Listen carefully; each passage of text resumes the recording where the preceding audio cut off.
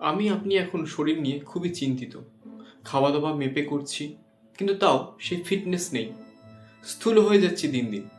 এর থেকে বাঁচার উপায় শরীরটাকে একটু নাড়াচাড়া করা। আমাদের আশেপাশে গড়ে উঠেছে অনেক যোগাসন কেন্দ্র।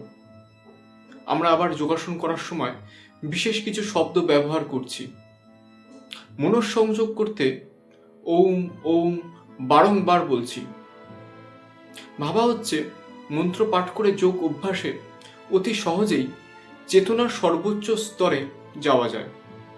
এখন এই মন্ত্র পাঠ হলো মনের যোগাসন। যোগাসনের মধ্যে দিয়ে প্রত্যেক অঙ্গ প্রত্যঙ্গ ফ্লেক্সিবল হচ্ছে। বিপরীতে মন্ত্রপাঠ সঠিক নিয়মে মনের সমস্ত দিকগুলোকে আলোড়িত করছে। এখানে মন্ত্র বলতে প্রথমেই বীজ মন্ত্রের কথা উঠবে।